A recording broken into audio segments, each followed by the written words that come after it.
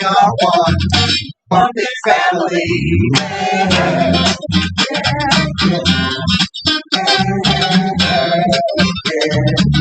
Let's sing that again, everybody.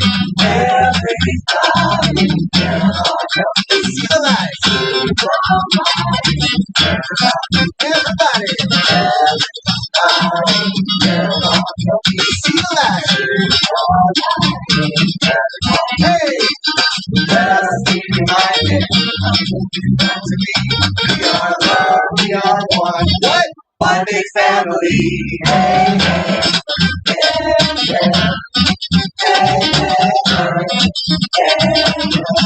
let us make a joyful sound. Let us make a joyful sound. Let us stand on holy. Let us make a joyful sound. Let us stand on holy ground. Let us make a joyful sound. Hey, hey, hey, hey, everybody, get on your feet. See the light. Everybody, get on your feet. See the light. Everybody, let us be reminded. We come to be.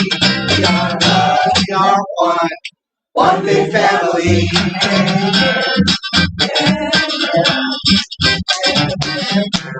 Take a story. Hey!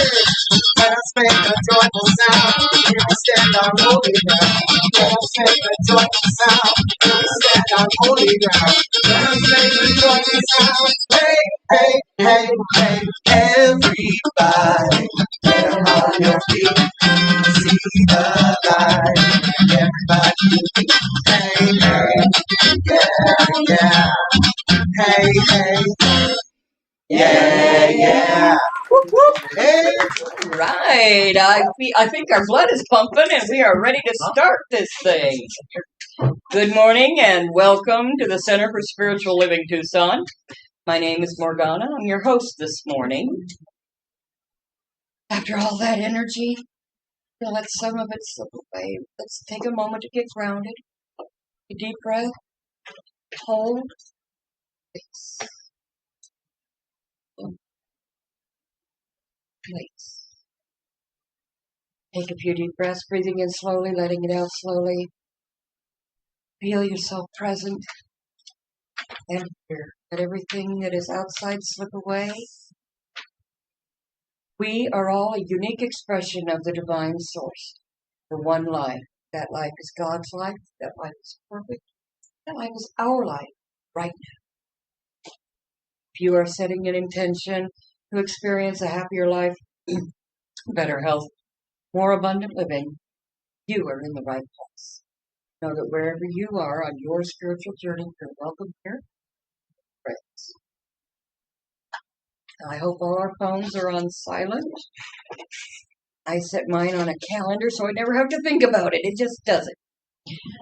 Okay, so some of you may know this, but as a reminder, every service, before service for the half hour beforehand, we have a meditation.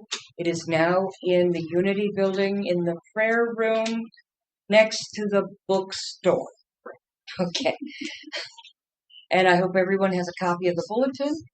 And if you need them, the song lyrics are also back there as well. If you need one of those, we'll get you one. Okay, so we don't have too many announcements, but just remember that the first Sunday in June, we're going to have our lunch bunch at the Whole Foods right at River and Craycroft.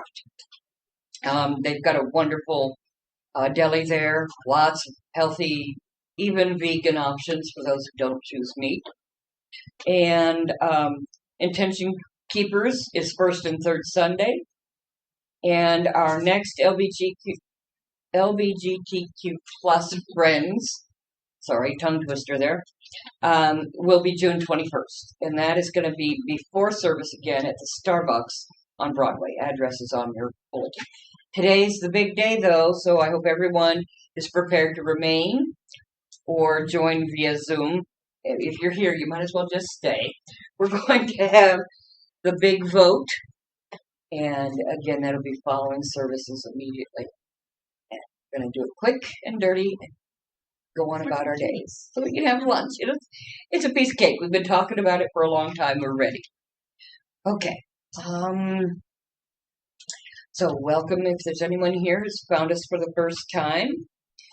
And after service, our petitioner is available to meet with you, have a need for prayer on the mind or heart. Okay, the Center for Spiritual Living Tucson is an inclusive, vibrant spiritual community focusing on personal connection through our beliefs, principles, and practices of the science of mind.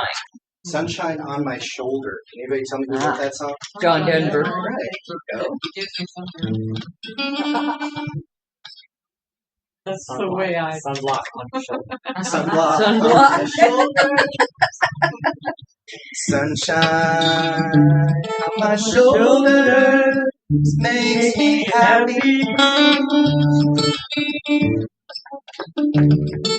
Sunshine in my eyes can make me cry.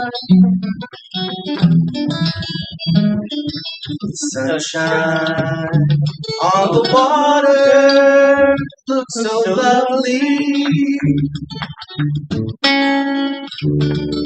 Sunshine almost always makes me happy. If I had a day that I could give to you, I give you a day just like today.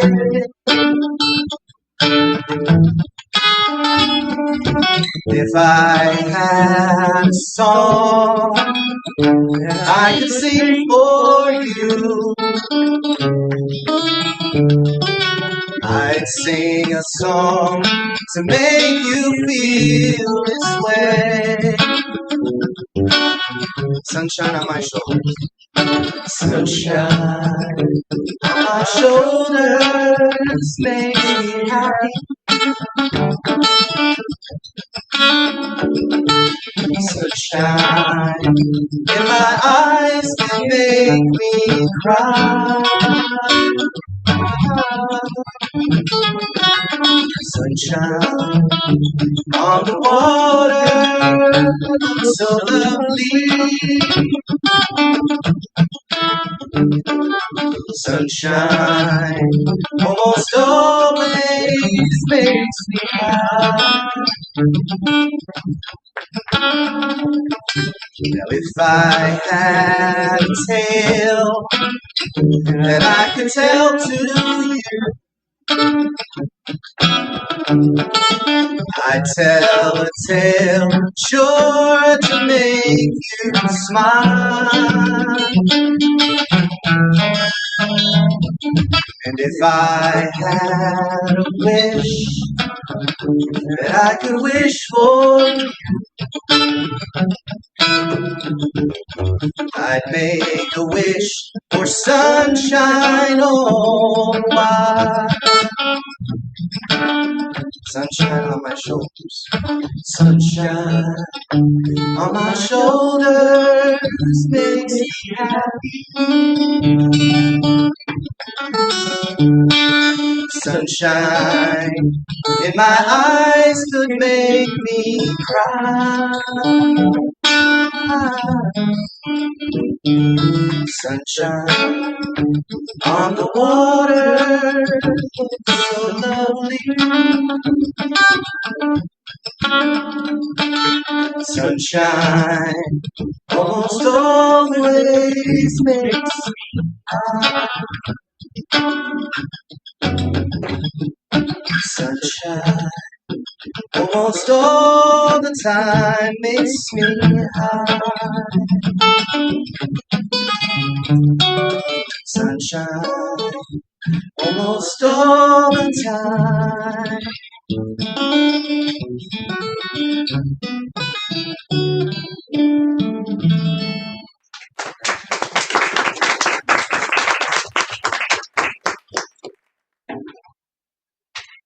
Please join us in 3 minutes of silent meditation.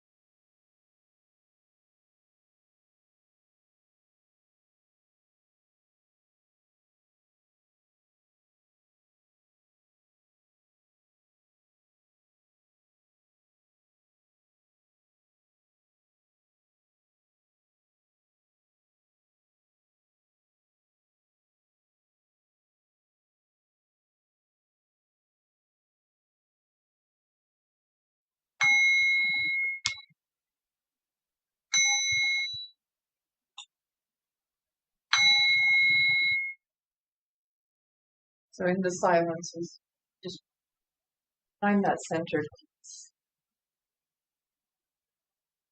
that sunshine happiness,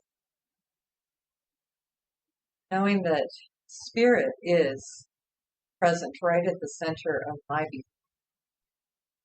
I know that that spirit is at the center of each and every one of our beings. It is the very life breath. It is the light. It is the love that we are.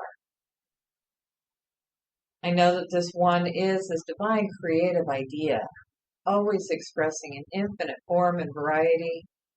I know that this one is always evolving into the next greater good.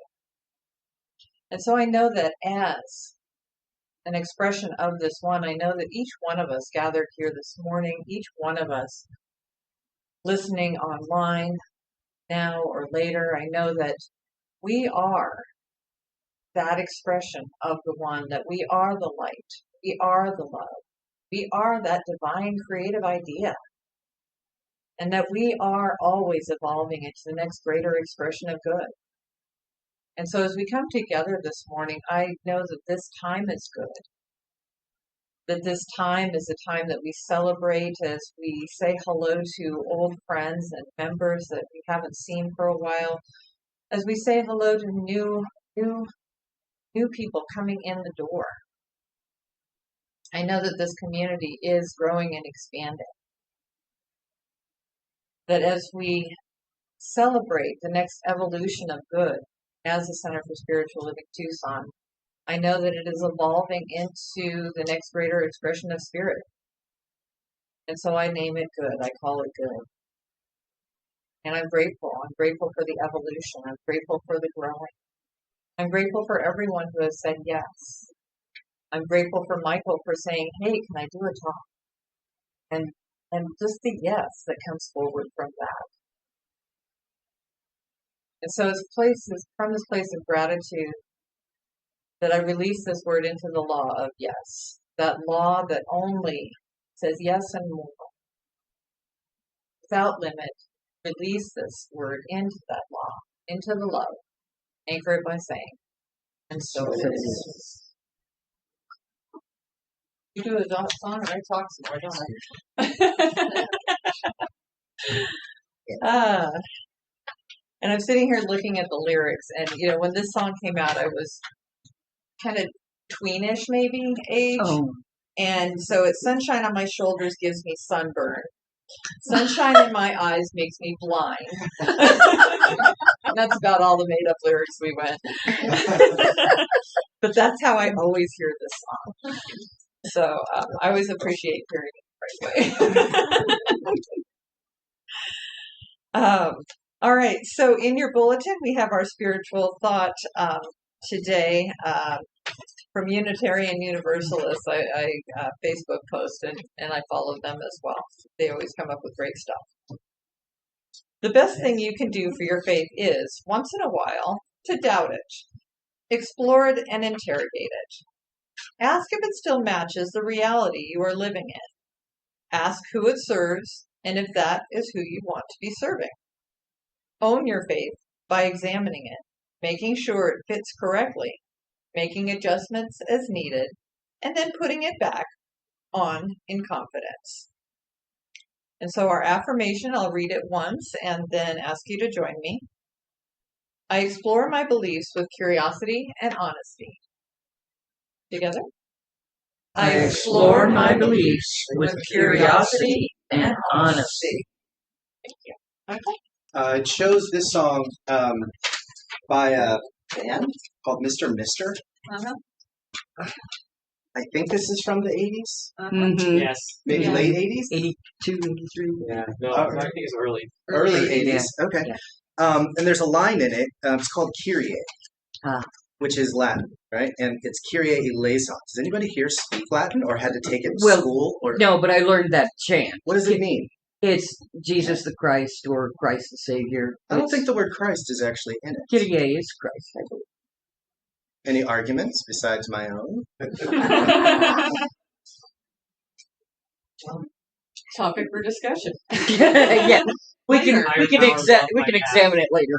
Higher power, love my path is more aligned with what I had heard, which I guess Jesus is a synonym for that for some. Well, or Christ conscious. But there's a line about down the road that I must travel. Now, I welcomed James back here a minute ago, right?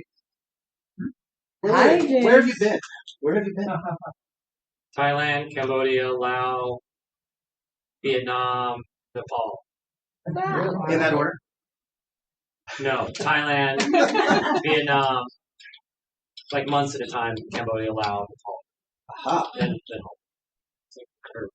Were any of those places more, I guess, spiritually grounding or enlightening? Nepal. Just because of that, it's so beautiful. Yeah. I mean, So you recommend it? other than walking with elephants, there's a whole problem with that, but it was incredible. It made grins tear to your eyes. Yeah, all of it was great. All right, so when are we signing you up for a talk to share your Yeah. Let's go to my YouTube page. Yeah, you can do a video blog of a lot of your travels. So Yeah. if you're interested, talk to James afterwards to find out about his travels. I was following the whole time, of course. Yeah, who else was? You were there too. Okay, Oh, okay. right. on Facebook? Same thing, because they're all over the place too, so I got to watch it. Yeah, yeah. So this song, I never really suspected that it had spiritual connotations when I listened to it. I just thought it was a cool jam. So we're gonna sing it here, and I think we might have done it Yes. a year ago, long time ago. Different. We agreed on 90 beats per minute. I'll try not to When you rush say it. we agree.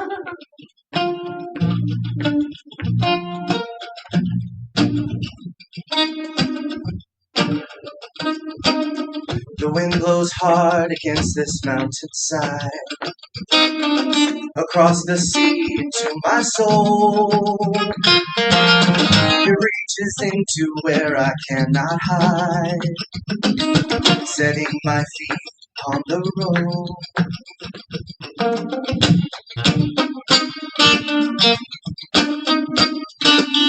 My heart is old, it holds my memories. My body burns a gem-like flame. Somewhere between the soul and the soft machine is where I find myself again.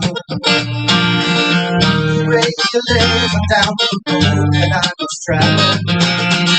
Regulars on the darkness of the night. Regulars on where I'm going when you follow. Regulars on all the highway you can find.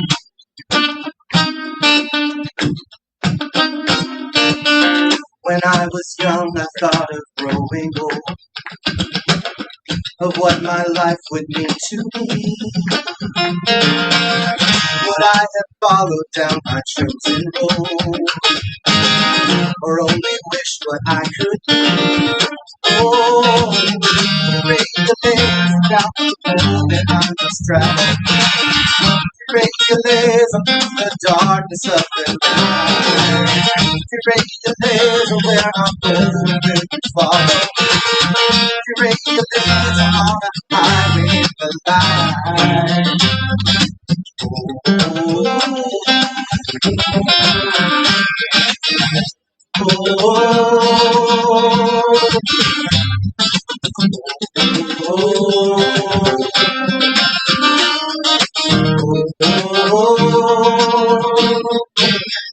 Regulars down the road that I must travel. Regulars through the darkness of the night. Regulars are where I'm going to follow. Hey, regulars on all the highway in the night. Regulars down the road that I must travel. Regulars through the darkness of the night.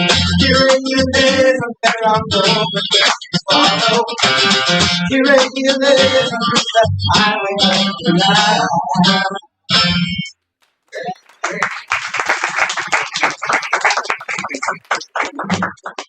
So now I'm not wearing a guitar.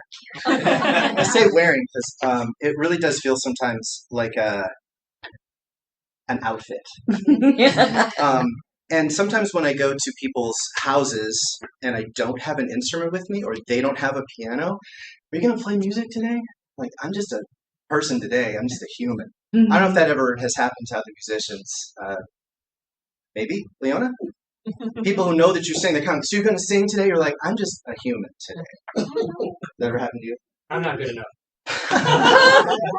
That's you. Oh, I don't think that's what it is. I just think there's expectations. So I'm so glad to see you all. Thank you for being here.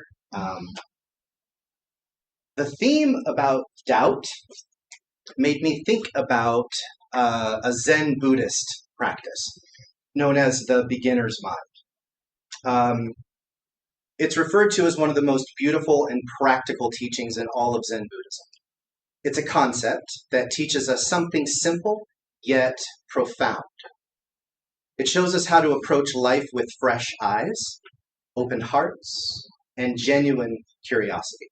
Not by forcing ourselves to be different, but recognizing what becomes possible when we let go of needing to know, of always needing to be certain, and always needing to have everything figured out.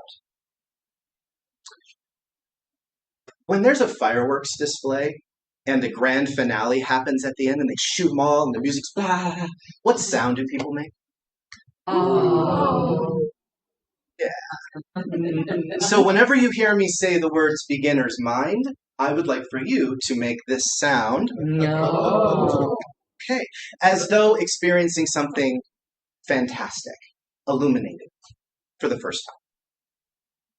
Now this teaching called the beginner's mind points to a way of approaching life with fresh openness, as if encountering everything for the first time. This is not about pretending to be ignorant or throwing away everything that we know. It's about holding our knowledge lightly enough that we remain available to new understanding. I've heard it spoken as though you have a handful of sand. If you hold too tightly, that sand's going to fall out. If you hold too lightly, it'll blow away. Have you ever found yourself thinking, yeah, I know this already? I do. Anybody here a know-it-all? All right, this is especially challenging the more educated we become, the wiser we become, the longer we live our lives. Yeah. I know exactly what they're going to say before they do something unexpected. Yeah. Most of us encounter this voice, maybe even now as I'm speaking these words to you. We think we already know what someone's going to say, maybe in a conversation or with an oration.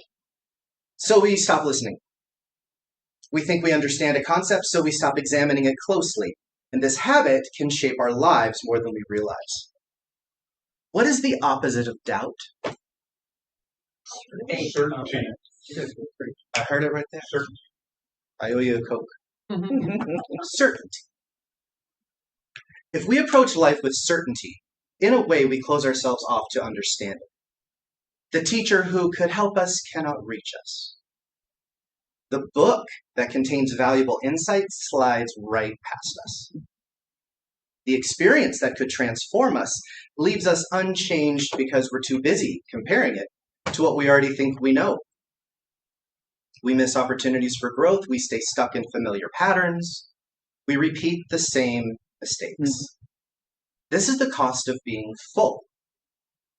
And I have a story about that to share in just a moment. Beginner's mind addresses the obstacle of fullness directly. It teaches us that real learning often requires letting go of what we think we already know, not to become ignorant, but to become open, not to forget everything, but to create space for something new to enter. Beginner's mind starts with recognizing your mind's fullness. That's the gateway. Once we see how full we are, we can begin to explore what it might mean to empty ourselves or part of ourselves. So here's that story that illustrates that truth. There once was a scholar whose name was Hideo. Hideo devoted his entire life to studying Buddhist philosophy. 40 years. He read every text he could find. His home was filled with ancient scrolls, manuscripts. The walls were lined with shelves. He had collected ancient books from all across the country. He could recite complete sutras from memory. He could debate the most subtle points of doctrine with anyone. Students traveled to sit at his feet and learn from his vast knowledge. Hideo took genuine pride in his learning. He'd sacrificed so much. While others pursued love relationships, he had a life of isolation. While others pursued worldly success, he pursued understanding. Others accumulated wealth, he accumulated knowledge. He saw himself as a keeper of wisdom. Hideo was someone who had mastered the teachings through decades of devoted study. One autumn, some travelers were passing through his village, and they spoke of a Zen master named Bankei. Bankei lived in a remote mountain monastery. This master, they said, could change your life in a sentence. They spoke truth in a way that went beyond books and scholarly debate. People claimed that even a brief conversation changed their lives. When Hideo heard these stories, what do you think Hideo felt? What was it? Let's go see him. Let's go see him. Or jealousy? Jealousy. Any other thoughts of what this 40-year scholar might have thought when he heard that some That monk can't be Doubt. true. Yeah. doubt? Hey, Right. so word of the month, James. Yeah. I owe you a Diet Pepsi? Oh, Diet Coke, sorry. okay. Coke Zero. I owe you a Coke Zero. Zero. Hideo did indeed go through a bunch of emotions. Curious, skeptical. How could an isolated mountain monk know more than someone who had studied for 40 years? What could this hermit possibly understand that was not already contained in the texts that Hideo had collected and mastered? Still, the stories intrigued him, and he felt curious enough. He decided to make the trip. When he asked the villagers, "Where is this monastery?" he said, "It's easy. It's a 3-day hike in the mountains." Has anyone here ever hiked for 3 days? Raise your hand. Let me know. Wow. What do you need when you hike for 3 days? Water. Food, water. Yeah, come on. What else? Blanket. A Clothing. bed, clothing, a tent. Yeah. It's getting heavier by the minute, Yeah. right? Hideo's putting all this stuff in here. Hideo was a bookworm. He was a scholar. And while he had accumulated things, he was not a wandering monk. Mm. Still, this intrigue. Maybe after this 3-day journey, he would meet this master Bankei and could test their knowledge. Perhaps he could even correct any misunderstandings this master might have. Now, the journey for the monastery took 3 days. The mountain paths were steep and rocky. Hideo was not accustomed to this physical exertion. His body ached. His feet developed painful blisters. His clothes got dirty. His food and water ran short. The air at this elevation made it difficult to breathe. By the time Hideo finally reached the temple gates, he was exhausted. He was irritable. He banged on the big wooden doors. A couple moments later, a young monk opened the gates, bowed politely, and turned around and walked into the courtyard, saying not a word. Hideo stepped in and followed. The young monk, in total silence, led them to a small room where Master Bankei was waiting. The master was sitting on a faded cushion near a low wooden table. She was much older than Hideo had imagined. Deep lines in her weathered face. Her hands were rough and scarred, like she had done manual physical labor for many years. She wore the same simple robes as the young monk, patched and faded. Hideo felt a wave of disappointment. This ordinary old woman was the great teacher, everyone had spoken of? He'd expected someone more impressive, more refined. Welcome, friend, Master Bunkley said, with a gentle bow. Her voice was soft but clear. Please sit. You look tired from your journey. May I offer you some tea? Hideo sat down on the cushion across from the master. Yes, thank you. I've traveled far to meet you. Master Banke nodded and began preparing tea. She worked slowly, giving careful attention to each action. She rinsed the ceramic teapot with hot water. She measured the leaves from a plain wooden box. She waited patiently as fresh water heated over a small charcoal brazier. As the master prepared the tea in complete silence, Hideo felt compelled to establish who he was. I should tell you, I am no ordinary student, he began. I've studied Buddhist texts for 40 years. I've read the Diamond Sutra, the Heart Sutra, the Lotus Sutra. I've studied all the major commentaries. I understand the concept of emptiness. I've debated with scholars throughout the region. Master Banke continued preparing the tea. She tested the water temperature. She warmed 2 small clay cups. Her face showed no particular reaction to Hideo's impressive credentials. Hideo kept talking, his voice gaining emphasis. I've devoted my entire life to understanding the Dharma. I can explain the most complex philosophical points. I've memorized countless teachings. But despite all of my knowledge, I feel something is missing. I can explain enlightenment in perfect theoretical terms, but I want to understand the direct experience. I want to know what all these texts are actually pointing toward. The master smiled slightly and picked up the teapot. She began pouring the pale green tea into Hideo's cup. The liquid steamed gently as it flowed from the spout. The delicate aroma of the green tea filled the small room. As the cup filled, Hideo kept talking. He described his favorite sutras. He explained his theories about how wisdom develops. He outlined his questions about the relationship between study and practice.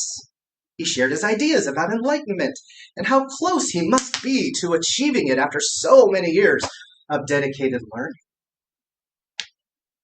The tea reached the rim of the cup.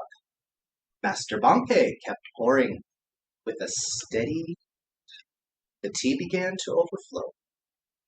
It spilled over the edge of the cup onto the wooden tray beneath. Still, the master poured. The steam of the tea continuing to flow. It was hot. The tea ran off the tray onto the wooden straw below, creating a small puddle. The master's hand remained perfectly steady, still pouring as if nothing unusual was happening. Hideo watched with increasing frustration. Stop! He finally cried out, Master, please stop. The cup is full. Can't you see? It cannot hold any more. You're wasting tea. Master Banke set down the teapot carefully and looked at Hideo with eyes like pools of mountain lakes. She smiled with kindness and amusement. Like this cup, she said softly, you are full of your own opinions, your own knowledge, your own ideas about truth. How can I show you truth unless you first empty your cup? These words struck Hideo like a sudden wind. For a moment, he couldn't breathe. He sat frozen, watching the spilled tea soak into the mat. He opened his mouth to respond, to defend himself, to explain that his knowledge was different, that his understanding was based on genuine study, but then he closed his mouth without speaking. What could he say? For 40 years, he'd been filling his cup with ideas about truth, concepts upon concepts, theories upon theories. He'd spent decades accumulating knowledge, always seeking to understand more, to know better, to master every teaching. He'd come to this mountain to add one more thing to his vast collection. He had not come here to empty himself. He had not come to question his understanding. He'd come to demonstrate how much he knew, to confirm his own wisdom. Hideo sat in silence, watching the dark stain spread across the mat. In that moment, looking at the overflow, he understood something he'd missed in 40 years of study. He'd been collecting answers without truly opening himself to the questions. He'd been building walls of knowledge around himself, walls that protected him from the genuine encounter with reality as it actually is. "Forgive me, Master," Hideo said quietly. His voice sounded different now, softer, uncertain. "I see now that I did not come here to learn. I came here to show you how much I already knew. I came seeking confirmation, not truth." Master Banke picked up a cloth and began wiping up the spilled tea. She moved with the same careful attention she'd shown while preparing it.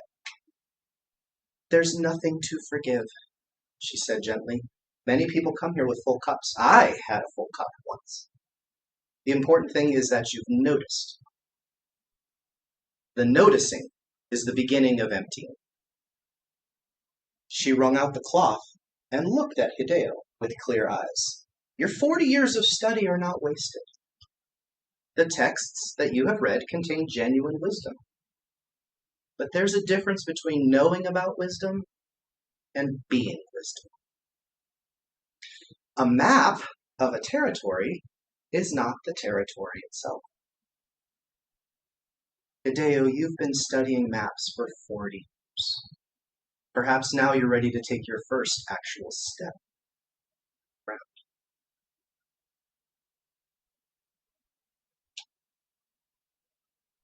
Take a gentle breath with me.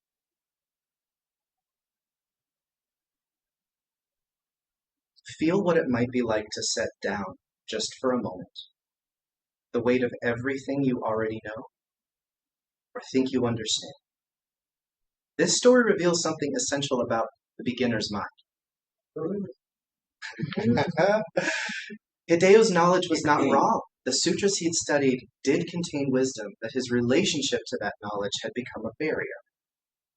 He wore his learning like armor that protected him from having to change. The problem was not that Hideo knew too much. The problem was that he believed his knowledge was complete. He approached the master with his cup already full. There was no room left for anything new to enter.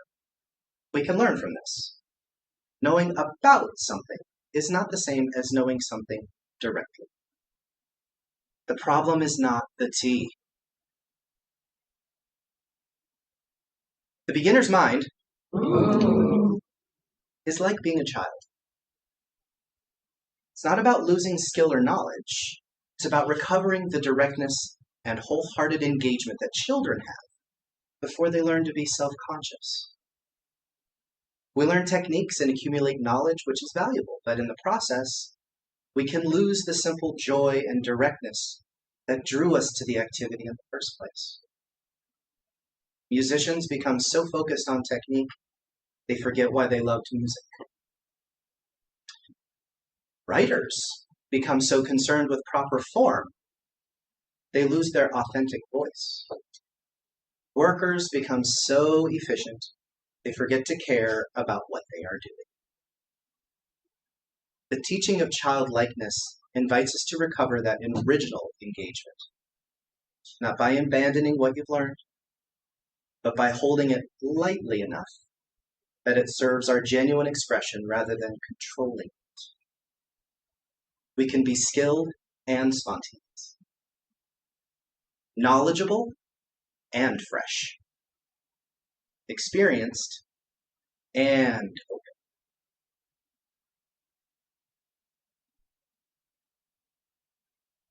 Take a few deep breaths. Sharon's going to listen some prayer.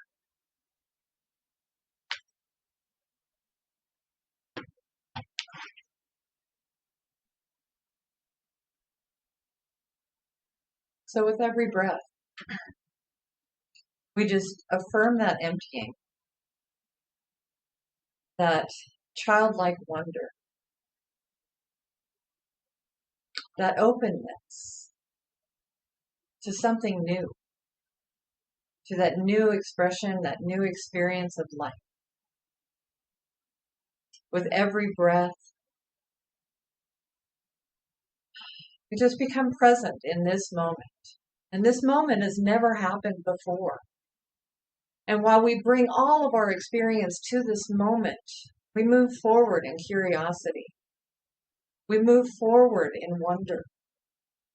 We move forward knowing that this moment is new, never been experienced before, and that anything and everything is absolutely possible. And so we let go of any of those preconceived ideas that we had about today, that we have about tomorrow. We just open into that next beautiful expression of spirit expressing as us.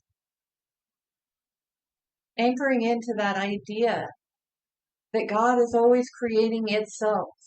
It is always creating something new. It is always moving forward. There is nothing ever stagnant in God. And we remind ourselves with every breath, with every heart. And so we just feel that joy of wonder, that childlike quality. Affirming that Jesus said, come as a child, come with that open heart, come with that open mind. And so we join into this day, just beautifully reminded to empty our cup every morning or in the evening before we go to bed, to empty the cup so that we can start every day fresh, ready for the new adventure. Grateful for this reminder, grateful for Michael's talk and his story. Just reminding us to show up and just be present to this here and now. Open to the new, open to the curiosity. And it's from this gratitude that I release this word into the law of love and yes, expansion and more and play and all the good, beautiful, joyful things that bring happiness and just that desire for more. So as we release this word, we anchor it by saying, so it is. So it is. Oh, let me love in a holy, holy way. Let me love in a holy, holy way. Oh, let me love in a holy, holy way. Let me love in a holy, holy way. Oh, let me know that love is all around me. Let me know that love is all around me. And let my steps reveal and have the peace. Let my steps reveal and have the peace. Let me love in a holy, holy way. Let me love in a holy, holy way. Let me love in a holy, holy way. Let me love in a holy, holy way. Let me love in a holy, holy way. Let me love in a holy, holy way. Oh, let me love in a holy way. Let me love in a holy, holy way. So let's give Michael a big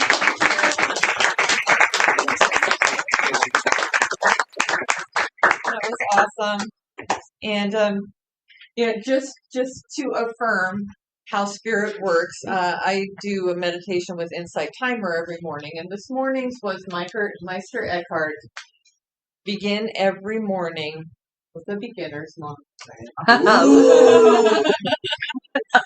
And so when I read it, I was like, wow. So thank you all for being here again. It's great to see regular people. It's great to see people coming back. come and visit us more often. And Barbara, it is so wonderful to see you. Yes. Hey, Barbara.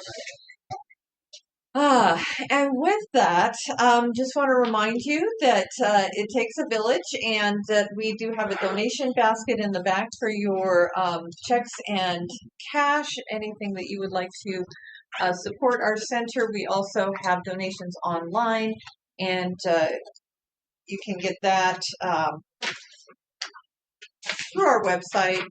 Zelle is through our email at cslt911@gmail.com, and we have our text to tithe at 616-800-8252. And then, as a reminder, we are going to have our vote, and we will, and for those who haven't been around, we will do a brief summary, but even briefer right here.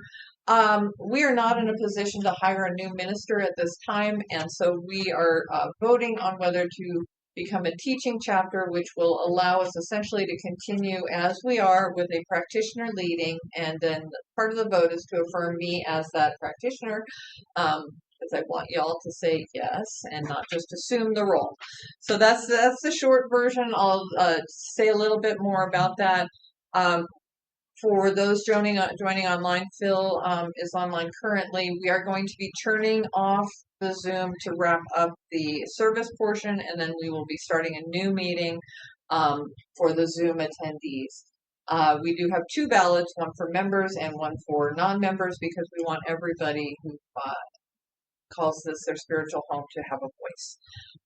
So we will be doing that, and hopefully everything will be going by quarter after, I think is Janet just disappeared. Did we say like 11:15? Is that? Yeah. That's our target. So and then we have to be wrapped up by 11:30. So yeah, that's all I have to say about that right now. Let's affirm our havingness with our gratitude statement.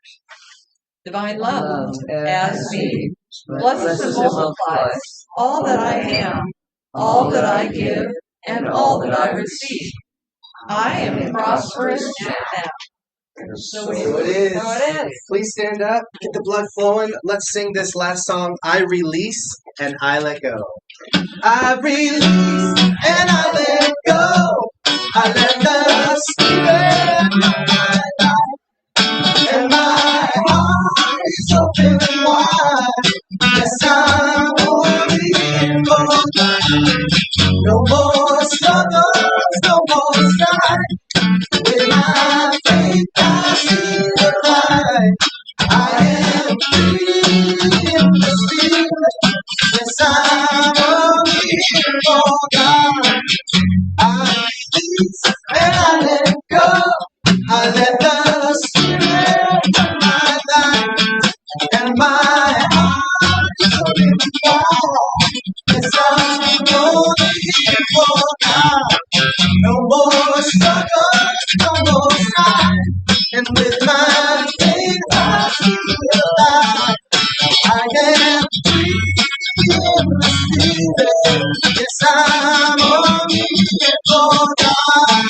I am free in the Spirit.